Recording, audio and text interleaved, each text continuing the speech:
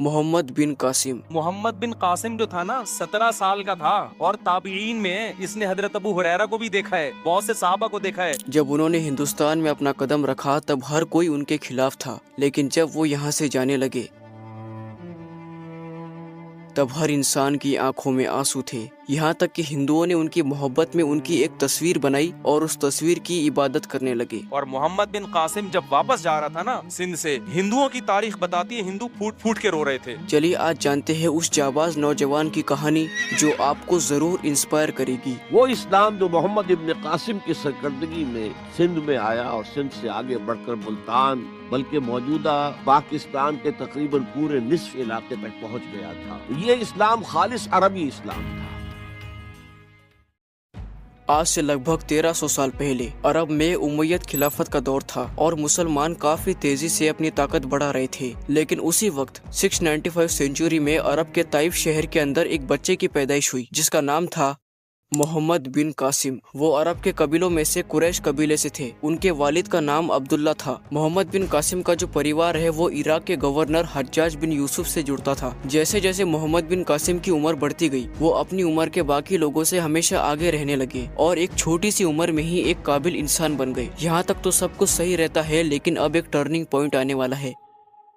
کچھ عرب ویاپاری شری لنکا سے مکہ جا رہے تھے، راستے میں کراچی کے پاس کچھ لوٹیروں نے ان کے جہازوں کو لوٹ لیا اور ساتھ ہی عورتوں اور بچوں کو بھی قید کر لیا۔ جب یہ بات عراق کے گورنر حجاج بن یوسف کو پتہ چلی تب انہیں بہت غصہ آیا۔ پہلے تو انہوں نے سندھ کے راجہ داہر سے اس کی شکایت کی، لیکن راجہ داہر نے صاف منع کر دیا اور اس بات کو اگنور کیا۔ یہ راجہ داہر کی سب سے بڑی غلطی تھی۔ مسلمانوں نے ایران، عراق اور افغانستان تک فتح کر لیا تھا، لیکن ایک حصہ اب بھی بچا تھا، سندھ، یعنی آج کا پاکستان کا حصہ، جہاں راجہ داہر کی حکومت تھی۔ راجہ داہر کی اس گستاخی کی وجہ سے حجاج بن یوسف نے یہ ٹھان لیا تھا کہ اب چاہے کچھ بھی ہو جائے لیکن راجہ داہر کو ہرا کر سندھ کو فتح کرنا ہے۔ شروعاتی میں تو کافی چھوٹی موٹی جنگیں لڑی گئی، لیکن ہر جنگ میں حجاج بن یوسف کو ہار کا سامنا کرنا پڑا۔ اور اب ہماری کہانی میں انٹری ہوتی ہے محمد بن قاسم کی۔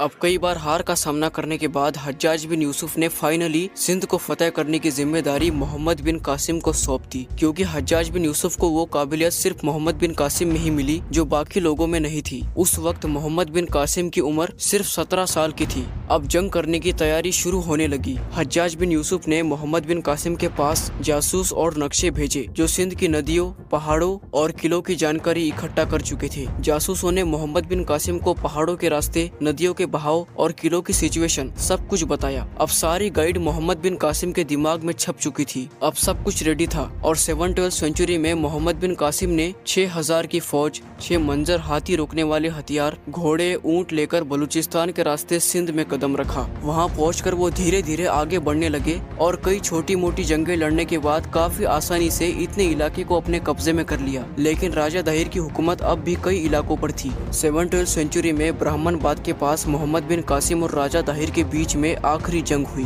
محمد بن قاسم کی عمر بھلے ہی چھوٹی تھی، لیکن قابلیت اتنی تھی کہ راجہ داہر کو اس کا کوئی اندازہ نہیں تھا۔ جنگ کے دوران راجہ داہر ایک ہاتھی پر بیٹھا تھا۔ محمد بن قاسم نے ہاتھیوں کو الجھانے کے لیے آگ کے گولے اور تارپین تیل کا استعمال کیا اور فائنلی راجہ داہر مارا گیا اور محمد بن قاسم یہ جنگ جیت گیا۔ اور اب فائنلی پورے سندھ کے اوپر محمد بن قاسم کی حکومت شروع ہو گئی۔ اب جب محمد بن قاسم کی حکومت آئی تو انہوں نے اپنی عوام سے کہا کہ جو کوئی اسلام قبول کرنا چاہتا ہے وہ کر سکتا ہے اور جسے نہیں کرنا وہ جزیہ ٹیکس دے کر امن سے رہ سکتا ہے۔ مسلمانوں کو زکوٰۃ دینا ہوتا تھا اور غیر مسلمانوں کو جزیہ ٹیکس، جس کے بدلے انہیں مذہبی فریڈم کی گارنٹی دی جاتی تھی۔ محمد بن قاسم نے اپنی حکومت میں ہر انسان کو برابری کا حق دیا۔ انہوں نے کئی ہندو براہمن کو نوکری پر رکھا اور انہیں اپنے مذہب کو فالو کرنے کا پورا حق دیا گیا۔ محمد بن قاسم نے کئی مسجدیں بنوائی اور اسلام کو پھیلانے کا کام بھی شروع کیا گیا۔ ساتھ ہی انہوں نے مندروں کو توڑنے پر بھی پابندی لگا دی اور کسی کے ساتھ کوئی بھید بھاؤ نہیں کیا۔ انہوں نے ہر جگہ انصاف قائم کیا اور دھیرے دھیرے وہ عوام کے دل میں بسنے لگے۔ ان کے اخلاق اتنے اچھے تھے کہ وہ کسی بھی مذہب کے انسان کو اونچا نیچا نہیں سمجھتے تھے، جبکہ راجہ داہر کے وقت میں اونچی نیچی جات کا کانسیپٹ تھا۔ اب محمد بن قاسم کی پاپولیرٹی کافی بڑھ گئی اور ہر انسان ان سے محبت کرنے لگا۔ اسی کے بہانے لوگوں کو اسلام کو سمجھنے کا موقع ملا اور کئی لوگوں نے اسلام قبول کر لیا۔ لیکن ہماری کہانی میں پھر سے ایک ٹویسٹ آنے والا ہے۔ جب محمد بن बिन कासिम ने पूरे सिंध को अपने काबू में कर लिया, तब उसी वक्त हज्जाज बिन यूसुफ की मौत हो गई और वहाँ दूसरी तरफ उमैयद खिलाफत के तख्त पर एक नया खलीफा बैठ चुका था, सुलेमान बिन अब्दुल मलिक, जिसे कुछ आपसी मामलों की वजह से मोहम्मद बिन कासिम से जलन थी। इसीलिए उसने बिन कासिम से सिंध को छोड़कर वापस लौटने को कहा। मोहम्मद बिन कासिम के पास इतनी पावर थी कि वो चाहे तो मना भी कर सकता था, लेकिन उसने खलीफा की इज्जत रखते हुए उनकी बात मान ली और सिंध को छोड़कर वापस लौट आए। जब मोहम्मद बिन कासिम ने सिंध को छोड़ा तो हर हिंदुस्तानी की आंखों में आंसू थे, यहाँ तक कि हिंदुओं ने तो उनकी मोहब्बत में उनकी एक तस्वीर बनाई और उस तस्वीर की इबादत करने लगे। लेकिन वहीं दूसरी तरफ मोहम्मद बिन कासिम जब अरब वापस लौट कर आए तब उस नए खलीफा ने उनके ऊपर झूठा इल्जाम लगाकर उन्हें जेल में ही शहीद कर दिया। उस वक्त उनकी उम्र सिर्फ 20 साल की थी। ये सब होने के बाद सिंध में इस्लामी हुकूमत तो रही, लेकिन कई सौ सालों तक वहाँ लोग मोहम्मद बिन कासिम को भुला न सके।